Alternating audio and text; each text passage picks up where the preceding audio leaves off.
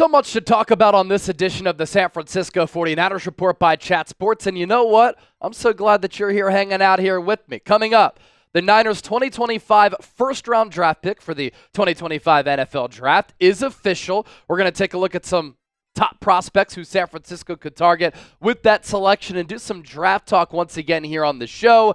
And then the Niners, linked to Aaron Rodgers, could the NorCal native play for San Francisco this upcoming season? We'll talk about that as well. Before we dive in, huge offseason coming up. If you're excited to see what the Niners do, I can't wait to cover every moment of this offseason. I want you to hit that thumbs up icon and like the video. If not, I want you to comment why.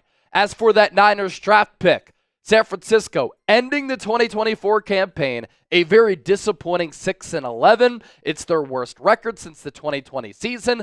That year, another Super Bowl hangover, just like this year. And now San Francisco will have the 11th overall pick in the 2025 NFL Draft in April. Believe it or not, even though Kyle Shanahan and John Lynch have had all the success that they've had rebuilding the organization after it was torn down to the studs, making it to 4 NFC title games and 2 Super Bowls in the last 5 years, this is the 6th time since they took over in 2017 that the Niners will pick inside the top 15. Unfortunately, when San Francisco's been picking inside the top 15, a lot of swing and misses. Nick Bosa is really the only player that San Francisco can hang their hat on with this regime. And so, given the current status of this organization, aging roster, a roster that's getting expensive, coming off a year in which you went 6-11, you missed the playoffs, you have some depth and talent issues on this team, the Niners have to hit on this first-round pick, and they have to hit on this draft like they did in 2024. The draft order, let's run through it here. First, the top 10. The Tennessee Titans will have the number 1 overall pick. Have to imagine they're going to go quarterback here, although it is a very thin quarterback class. Titans finished the year 3-14. The Cleveland Browns will pick 2nd overall. They too finished 3-14. The New York Giants did as well with that 3-14 record. Those top 3 picks decided by a multitude of tiebreakers. The New England Patriots won their final game and then fired Gerard Mayo as head coach as the successor of Bill Belichick. So they'll pick 4th, and they had an opportunity to get that number 1 pick, but they finished 4-13. Jags fired Doug Peterson. They're keeping former Niner executive Trent Baalke as GM. The Las Vegas Raiders also finishing 4-13. They will pick 6th. The Jets 7th. Panthers 8th. 9th goes to the Saints. 10th to the Chicago Bears. And then you flip the page 11 through 18. These are the picks that we know as of right now because the remainder of the first round will be determined by the playoffs. Niners in there at 11. Finishing the year 6-11, ahead of the Dallas Cowboys, Miami Dolphins, Indianapolis Colts, Atlanta Falcons, Arizona Cardinals, Cincinnati Bengals, and Seattle Seahawks, rounding out the top 18 picks of the 2025 draft. As for the top players on the ESPN NFL draft board, I love Abdul Carter, the edge out of Penn State. Reminds me a lot of Micah Parsons, not just because he wears the same number and also is a Penn State Nittany Lion, but size, twitch, speed, physicality, a little bit of versatility, and a nose for finding the quarterback in the backfield. Travis Hunter, the Heisman Trophy winner. Is he going to play wide receiver? Is he going to play cornerback? Is he going to play both? A freaky athlete who can really do it all. And one of the more fascinating prospects because we truly haven't seen a dual side of the ball type of prospect in a long while. Mason Graham, fantastic defensive tackle out of Michigan. He might be my favorite overall player in this draft, a player who's consistently produced for the Wolverines in his 3 years in Ann Arbor. I think that he can wreck games from the interior. Ashton Genty, really talented running back for Boise State.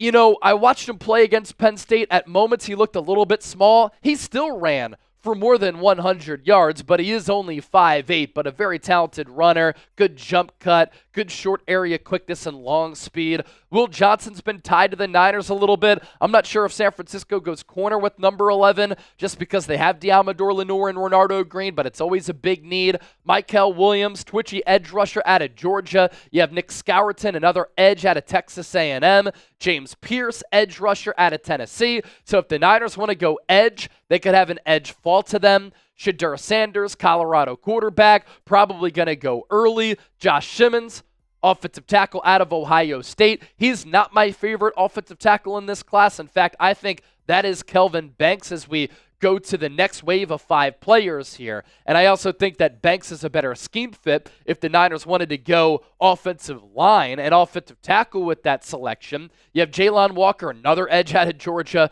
They're stacked with NFL dudes. Malachi Starks, Georgia safety. Benjamin Morrison, you'll have an opportunity to see him go up against Abdul Carter and Penn State in the semifinal of the college football playoff. Tet McMillan, awesome wide receiver out of Arizona. Reminds me a lot of Drake London with his size. Interested to see what his 40-yard dash speed is going to be. Tyler Warren would be a great George Kittle replacement if the Niners wanted to move on. I don't think they should move on from Kittle, but Warren is a dog. Also one of my favorite players in this class. Walter Nolan is a defensive tackle from Ole Miss who, friend of the show, Larry Krueger, likes a lot. Cam Ward, QB2 on my board out of Miami. Trey Harris, Ole Miss wide receiver. And then Josh Connerly, another offensive tackle here on ESPN's NFL Draft Big Board, who could be an option for San Francisco, but plenty to be determined in the pre-draft process. There's no doubt about this, though. 2 biggest needs this offseason for the Niners: have to rebuild the trenches. Offensive line, defensive line. I'd like to see a new left guard, new center, new right tackle along the offensive line. You need to get better at edge. You really need to get better at defensive tackle, especially if you want to continue to run that wide 9. So what say you? Some draft talk here on the show. We're built different. What position do you want the Niners to target in the first round? Let me know down in the comment section right now. So that's some draft talk here on the program. Coming up next, could the Niners target Aaron Rodgers? San Francisco, first day of the offseason officially, already being linked to the 4-time NFL MVP.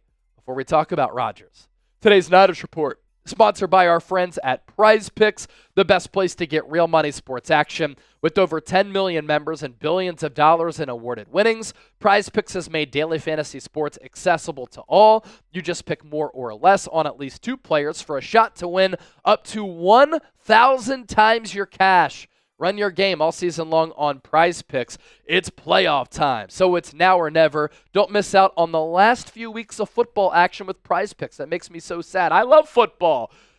You can now win up to 1,000 times your money, but also right now when you play $5, you get $50 instantly. You don't even need to win to receive that $50 bonus. It's guaranteed. Prize Picks also now offering MasterCard for quick and easy deposits into your account this sports season.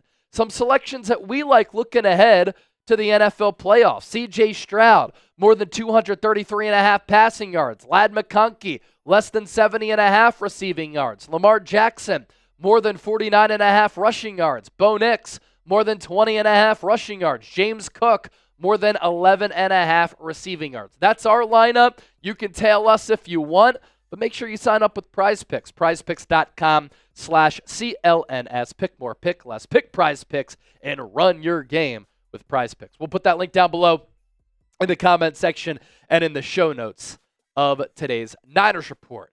All right, you already knew that the offseason rumors for this football team would really start to get ratcheted up with the Niners not being in the playoffs, and I find this storyline to be very fascinating. Could the Niners target Aaron Rodgers this offseason if things fall apart with Brock Purdy in contract negotiations, or the Niners don't believe that Purdy can be their long-term franchise quarterback and they think that Aaron Rodgers can lead them back to the Super Bowl in 2025?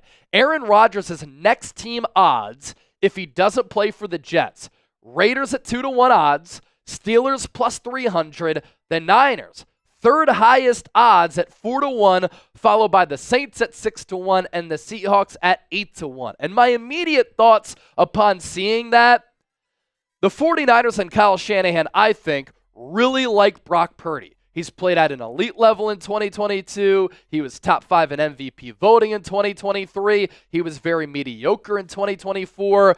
But a lot of the parts around him fell apart, and the Niners had a nightmarish season in all 3 phases of the game, all across their organization. Some of that an indictment on Purdy, some of it not. I'm also concerned about Aaron Rodgers being 41 years old, and I do think that Purdy, still being in his mid-20s, can get better. He can improve. He can continue to develop. Shoot, look at what happened with Baker Mayfield and Sam Darnold this year. Look at how Bryce Young played with Dave Canales starting him, benching him, reinserting him as the starter. He got his confidence up. He played really good football down the stretch.